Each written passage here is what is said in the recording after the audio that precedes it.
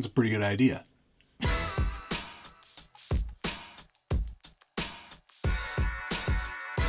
Welcome back to the Skilled Builders Guild. Thanks again for watching. It's episode 129 of What's on the Bench Weekly.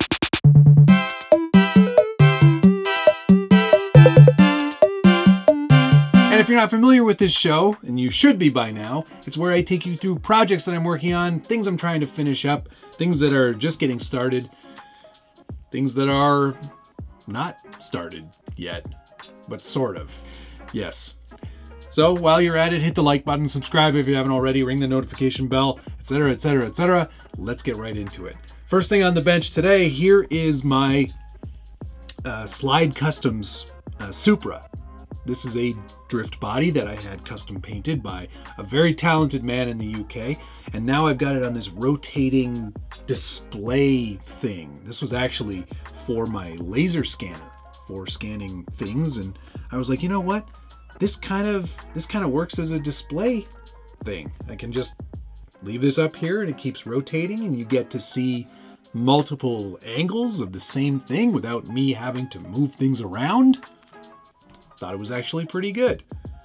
We'll see how it goes. If you're into it, put a comment down below.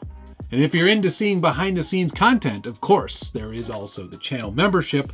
Thanks to all of these gold level ding dongs for making this a very positive, very inclusive, very exciting sub-community to the already huge community we have here. It's a great way to see behind the scenes content, how-tos, tips and tricks, travel logs, all kinds of stuff. I actually owe the members a video on the RWB build that I went to go see, so I could probably get that up in the next couple of days. But that's the sort of content you will see. Thank you again to all of those gold level ding dongs. Okay, back to the car itself though. This is the RDX, Rev D RDX chassis underneath.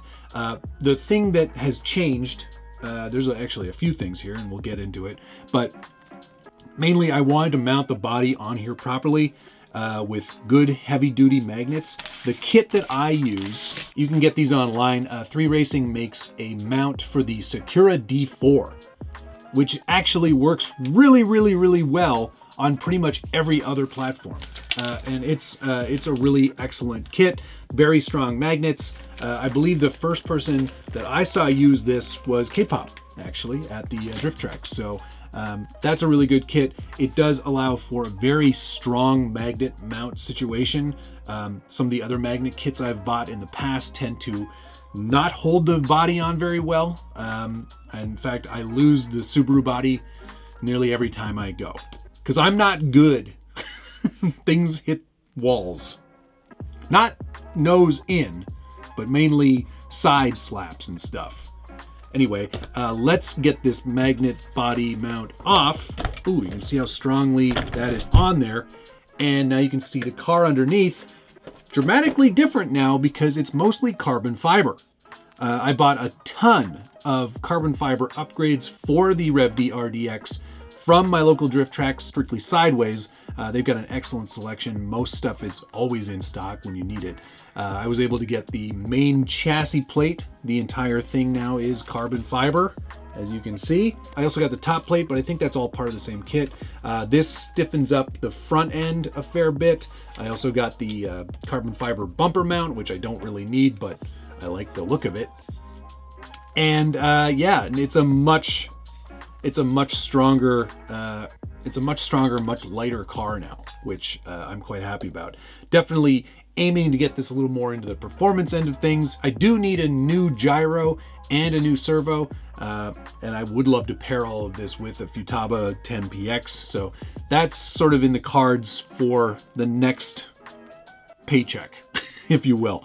That's what I would really like to do, is get a little more professional gear on this. I think the Yokomo drift setup that I have on there now is totally fine. It's a 13.5 turn brushless setup.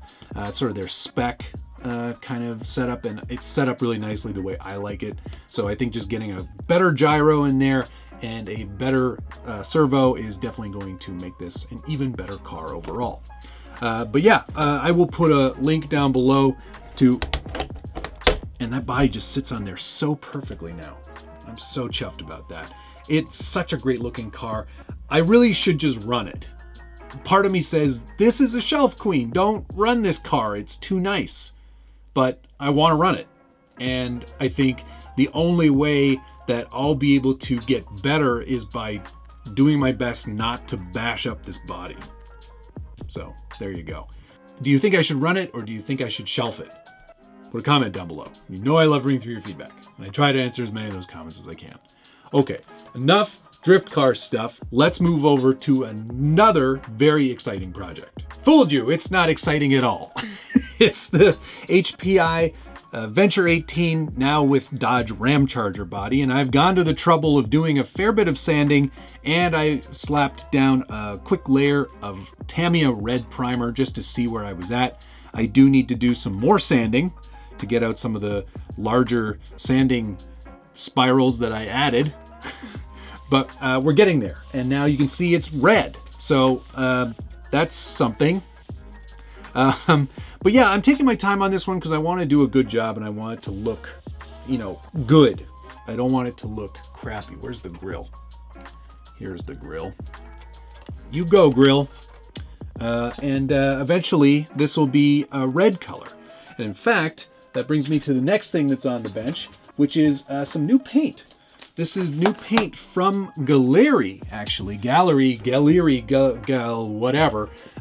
It's called Colorworks Kaleido, and I've got a nice sample set right here that they sent to me, and it looks like it's pretty good paint. It is a water-based acrylic, non-toxic. It's got something called rapid air technology, which I have really yet to fully grasp what is different about it. It uses a unique formula and precise molecular orientation technology to overcome the surface tension limitations of water-based paints, enabling a smooth, even application of the paint in a sheet-like structure on the material surface. That sounds pretty interesting. The other nice thing about these bottles is that they're the same size as some other brands like Vallejo and Mecca and all of those other brands, but there's a shaker ball in there to keep everything nicely shaken. So I'm pretty excited to give these a try.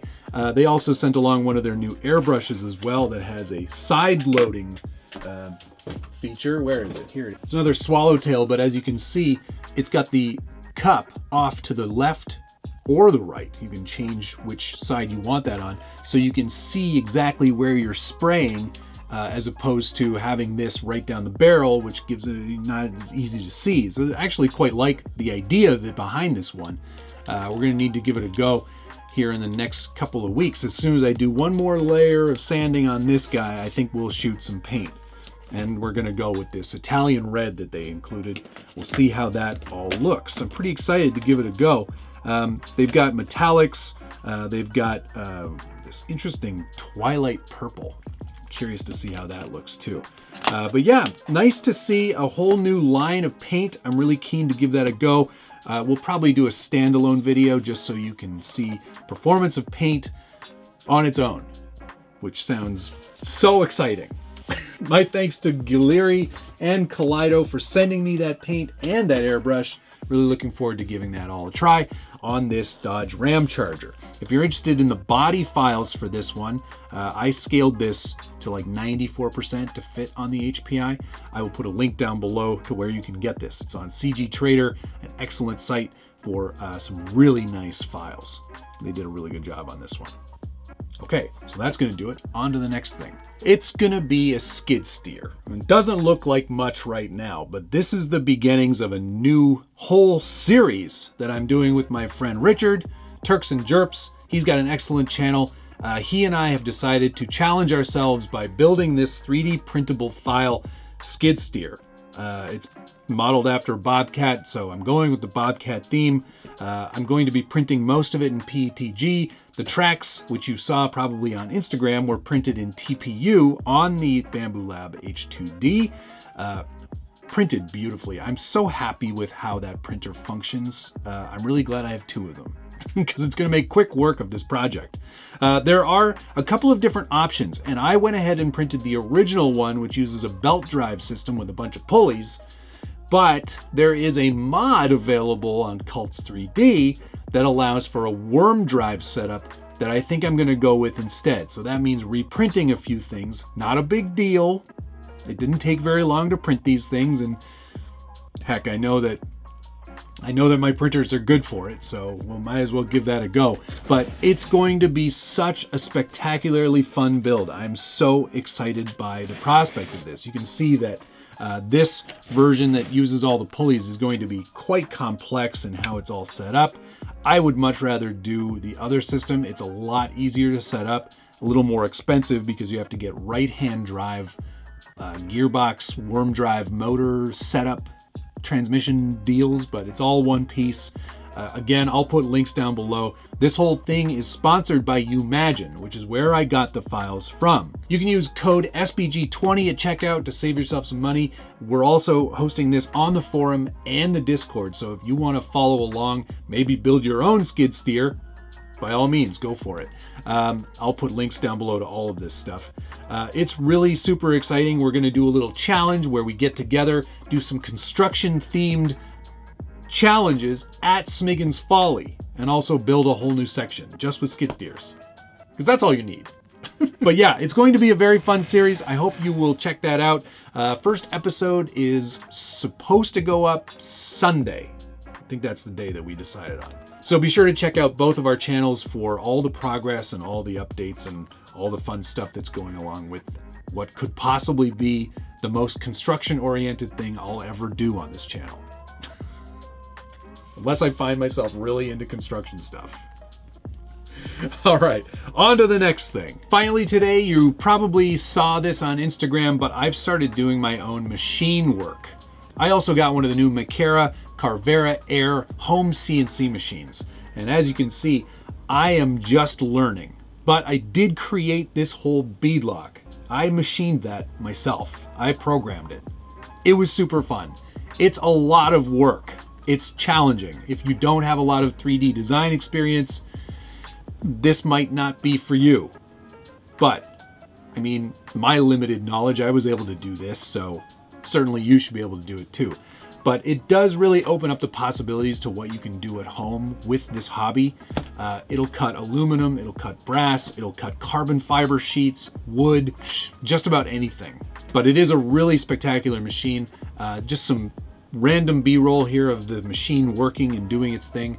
I'm really excited to create the standalone review video of that machine because I honestly do think that something like this could have a place in your workshop. If you are at all mechanically inclined and you are looking to create more robust pieces for your tiny trucks, I think this really does have a place and an application. So be sure to check that out. That video will be coming very soon. I just want to do a couple more things with the machine before I do the review. Thanks to Shoddy RC for providing the original file on this too. I loaded it up into Fusion 360 to do all of the programming for the Carvera. It's amazing. They have direct plugins to make everything work flawlessly. It's a really great setup. So yeah, thank you again, Shoddy. I appreciate you creating that for me. I'm more amazed in myself because the programming required to do something like this, it requires a lot of planning and thinking and making sure that you're doing things in the right order and using the right tools in order to make the proper cuts. It's wild, super fascinating stuff. And the quality is really excellent too.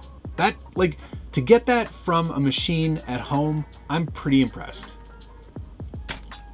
It's only this big too, it's wild. All right, so lots of fun stuff happening. Thank you so much for watching, and of course, we'll see you again next week.